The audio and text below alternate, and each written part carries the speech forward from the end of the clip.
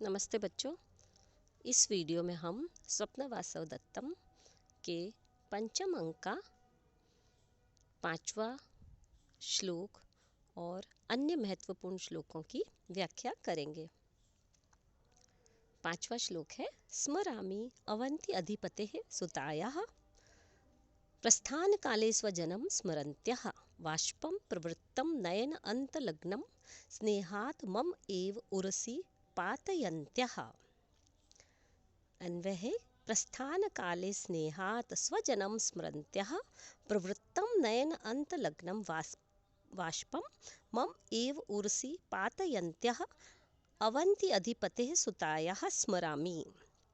प्रस्थान काले, ये श्लोक राजा विदूषक को कहते हैं कि मित्र, तुम जो कथा कह रहे हो वो मुझे बिल्कुल रुचिकर नहीं है, लेकिन मेरा उसमें दिल इस तरह से रख रहा है कि यह कथा जो है वो मुझे स्मरण हो आ रही है कि उस समय जब वो प्रस्थान कर रहे थे, यानी चलते समय, कहाँ से? उज्जैनी से, अवंती अर्थात उज्जैनी से चलते समय स्नेहात् स्वजनम, प्रेम से अपने बंधुजनों को, स्मरन्त्यः, स्मरण करती हुई, प्रवृत्तम, जब उसके नयन से उत्पन्न हुए थे, नयन अंत लग्नम, नेत्रों की कोरों में जो आंसू उत्पन्न हुए थे, उन आंसुओं को मम एव उर्सी, मेरे ही, उर्सी अर्थात हृदय पर, सप्तमी एक वचन है, हृदय पर, पातयन्त्यः, गिराती हुई, अवंती अधिपते है, उन अवंती राज प्रद्योत की, सुतायाः स्मरामि, उस पुत्री को मैं बार बार स्मरण करता हूँ। अर्थात वासवदत्ता का स्मरण मेरे मन से निकलता ही नहीं है। जब मैं उसे अवंती से भगाकर ले जा रहा था तो उसका पूरा स्नेह उसके परिवार के प्रति उसके अश्रुओं के रूप में छलक आया था। तो ये जो कथा है, ये प्रतिज्ञा योगंधरायण, जो भास का ही एक रूपक है, जिसका प्रकार है प्रकरण, उस कथा के अनुसार योगेंद्रन की जो योजना थी उसके अनुरूप प्रद्योत द्वारा बनाए गए महाराज उदयन और वासवदत्ता जब वहाँ से भागे थे, तब उस समय उसका मन अपने बंधुजनों की याद के कारण अश्रुओं से भर आया था, और वही स्थिति राजा को आज तक स्मरण हो रही है। तो ऐसा उज्जैनी की कथा कहने से उसको उज्जैनी का स्मरण हो आता है। इस पद्य के प्रथम चरण में उपेंद्र वज्रा और तीनों चरणों में इंद्र वज्रा होने से संकर उपजाति छंद है, और वासवदत्ता का पूर्वकालीन स्मरण किए जाने से स्मरण अलंकार और वर्ण साम्य से अनुप्रास अलंकार है।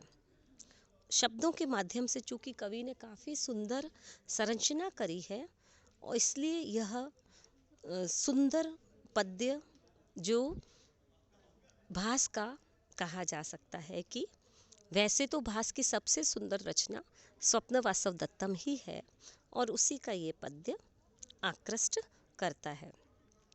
चूँकि वीणा सिखाते समय वासवदत्ता उदयन के प्रति आकृष्ट हो जाती है, और एक दूसरे से आकृष्ट होने के कारण वो दोनों आपस में विवाह करना चाहते हैं, परंतु राजा प्रद्योत यानी वासवदत्ता के पिता ऐसा नहीं चाहते हैं, इसलिए उन्हें वहाँ से भागना पड़ता है, और यह उन कार्य का संपादन उनका प्रधानमंत्री योगंधरायण करता है, इसलिए उस रूपक का नाम प्रतिज्ञा योगंधरायण रखा गया। व्याकरण के रूप में आप लिख सकते हो अवंत्या अधिपते है, अर्थात अवंत्या अधिपति तस्य है, तो तृतीया तत्पुरुष समास। नयन अंत लग्नम, नयनयोः अंतो, अर्थात नयन अंतो, तयोः लग्नम, इसमें षष्ठी और सप्तमी तत्पुरुष दोनों दिखाई पड़ते हैं। इसी अंक में कुछ जो और महत्वपूर्ण श्लोक हैं वह है बहुषु उपदेशेषु यया माम ईक्षमाणया हस्तेन शस्त्रकोणेन कृतम आकाशवादितम। बहुशः अपि उपदेशेषु माम ईक्षमाणया मया शस्त्रकोणेन हस्तेन आकाशवादितम कृतम।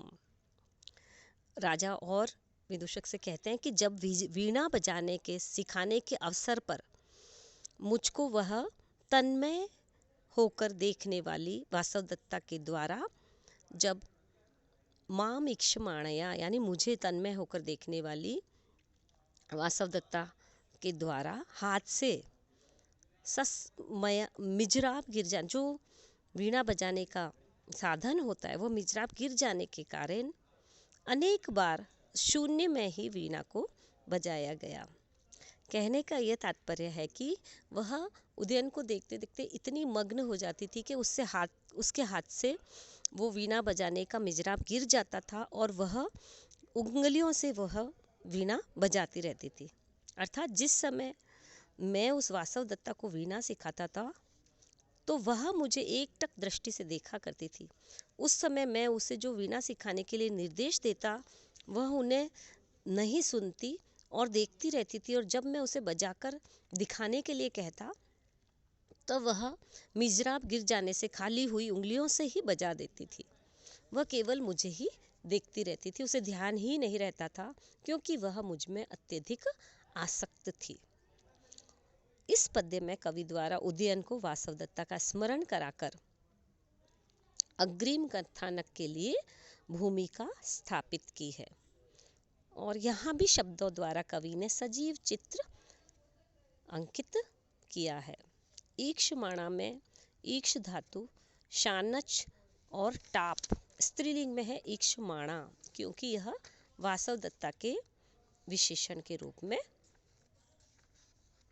लिखा गया है।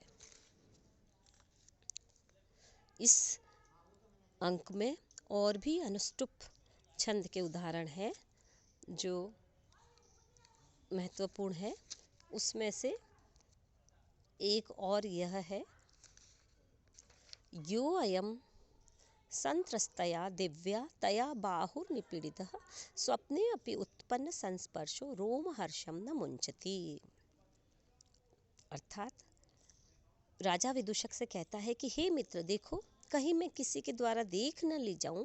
इस भय से डरी हुई वासवदत्ता के द्वारा हाथ से पकड़ी गई मेरी भुजा उसके हाथ के स्पर्श से उत्पन्न हुए रोमांच को नहीं त्याग पा रही है। यानी मैं आज भी यही महसूस कर रहा हूँ कि वासवदत्ता ने मुझे स्पर्श किया है, इसलिए निश्चित ही वो मुझे स्पर्श करके जो स्वप्न में नहीं गई है अपितु वो निश्चित रूप से मुझे स्पर्श करके गई है, और वह वासवदत्ता ही थी, अन्य कोई और नहीं था। यहाँ पर कवि ने दो प्रेमियों के हृदयस्थ प्रेम की सशक्त अभिव्यक्ति कराई है।